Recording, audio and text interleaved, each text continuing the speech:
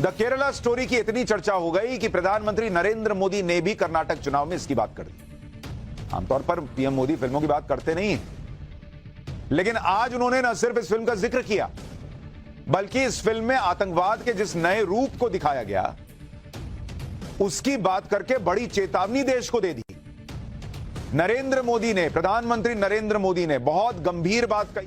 PM Modi को film Kerala story की बात इसलिए करनी पड़ी क्योंकि कुछ लोग केरल स्टोरी के सच को स्वीकार ही नहीं करना चाहते। वो इतने गंभीर विषय को सीधा प्रोपेगेंडा बताकर खारिज कर दे रहे हैं।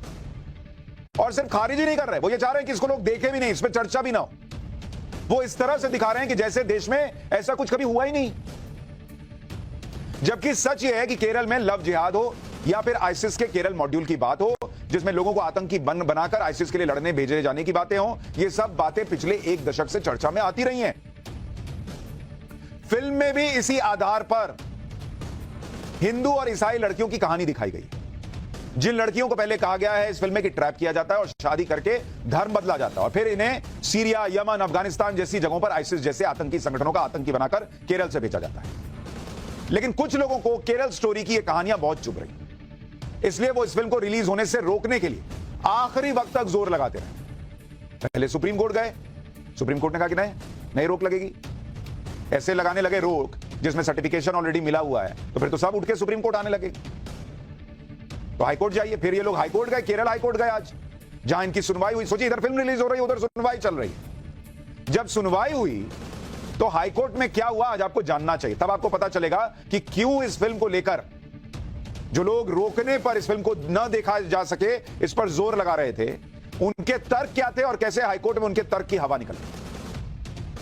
केरल हाईकोर्ट ने फिल्म पर रोक लगाने से इनकार कर दी। पहले सुप्रीम कोर्ट ने मना किया था, अब केरल हाईकोर्ट ने भी मना कर दिया। हाईकोर्ट ने सुनवाई के बीच में फिल्म का टीजर भी देखा और टीजर देखकर याचिकाकर्ताओं से यह पूछ लिया, कोर्ट ने पूछा कि भाई फिल्म में ऐसा क्या है जो आपको इस्लाम के खिलाफ लग रहा है। फिल्म में किसी धर्म के खिलाफ कोई आरोप तो है नहीं, सिर्फ आईसिस जैसे संगठन के खिलाफ आरोप है। कोर्ट कह रहा है भाई इसमें धर्म का नाम ही नहीं है, ये तो टेररिस्ट ऑर्गेनाइजेशन पर आरोप लग रहा है।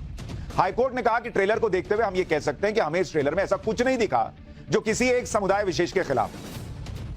हाईकोर्ट को कहना पड़ा कि फ्रीडम ऑफ स्पीच और एक्सप्रेशन भी कोई चीज होती है बॉस, इनके पास आर्टिस्टिक फ्रीडम है, हमें उसको भी बैलेंस करना होगा ना।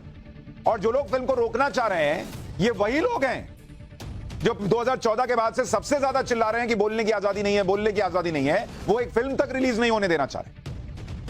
यानी केरल हाईकोर्ट ने उस एजेंडे की हवा निकाल दी जिसमें फिल्म को आतंकवाद विरोधी ना बताकर एक समुदाय विरोधी बताया जा रहा था। कोर्ट ने साफ कर दिया भाई ये कोई समुदाय के विरोध में नहीं है, ये आतंकवाद के विरोध में।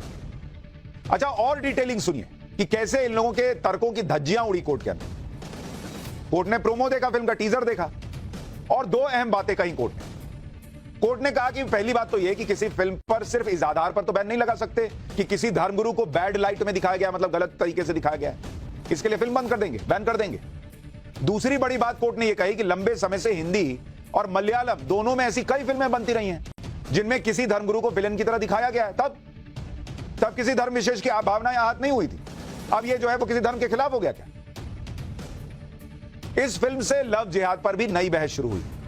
केरल में लव जिहाद को लेकर बहुत अरसे से बहस होती रही है।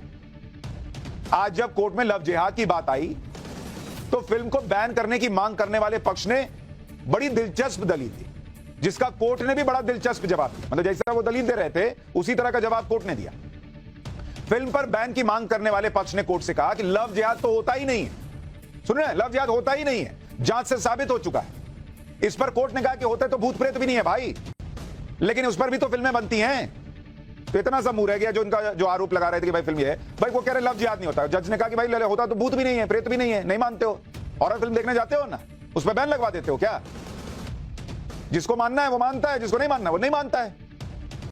इसके बाद फिल्म को रोकने की मांग करने वाले पक्ष ने नई दलील जेब से निकाली, मतलब तर्क दिया। कहा गया कि फिल्म में दावा किया जा रहा है कि वो सच्ची घटना पर आधारित है और इसी बात पर आपत्ति है, लेकिन इस पर हाईकोर्ट ने कह दिया कि भाई अगर सच्ची घटना पर आधारित है फिल्म, अगर ऐसा है तो फिर कोर्ट में तो आईसिस को आना चाहिए, आतंकी संगठन आईएस को आना चाहिए और ऐतराज करना चाहिए। अगर इन बातों से किसी को परेशानी होनी चाहिए वो तो आईएस आतंकी संगठन को होनी चाहिए ना भाई, आरोप तो उस पर लग रहा है। कि धर्म परिवर्तन करवा के आईसिस में शामिल किया जा रहा है, तो दिक्कत तो आईसिस को ना होनी चाहिए। जज साहब कह रहे हैं तुम क्यों आए हो, आईसिस के वकील हो क्या? तो वो वाला भी तर्क नहीं चला। फिर सुनवाई में फिल्म के डिस्क्लेमर को लेकर बहस हुई। वो शुरू में नहीं आता डिस्क्लेमर, ये फिल्म काल्पनिक घटनाओं पर आधारित है, ऐसे करके बोलते हैं, तो वो उस पर बहस हुई। फिल्म प्रोड्यूसर की तरफ से पेश हुए वकील ने कहा कि उन्होंने डिस्क्लेमर दे रखा है और ये कहा है कि फिल्म की कहानी काल्पनिक है जो सच्ची घटनाओं से प्रेरित है। इस पर कोर्ट ने भी याचिकाकर्ताओं से कहा कि क्लियर डिस्क्लेमर दिया हुआ है, तो क्या दिक्कत है जी? कोर्ट ने डिस्क्लेमर पढ़ के भी सुना दिया कि देखो ये लिखा हुआ है, शुरू में आ जाएगा। इस पर याचिकाकर्ताओं की तरफ से कहा गया कि जब एनआईए और राज्य पुलिस कह चुकी कि ऐसा कुछ नहीं हुआ, तो फिर कैसे फिल्म सच्ची घटनाओं पर आधारित है? इस पर कोर्ट ने कहा कि फिल्म बनाने वालों का कहना है कि फिल्म सच्ची घटनाओं से प्रेरित है, लेकिन वो सच्ची घटनाएं क्या हैं ये तो नहीं बताया। भाई फिल्म में कोई घटना हो सकता है जो सच्ची हो, पूरी फिल्म सच्ची घटना पर आधारित है या प्रेरित है ये तो नहीं कह रहे। वो कह रहे सच्ची घटनाओं से प्रेरित है, कौन सी घटना सच्ची है ये तो नहीं बताया, तो आप कैसे मान रहे हो कि क्या है? और ये आर्टिस्टिक फ्रीडम है, कोर्ट ने कह दिया।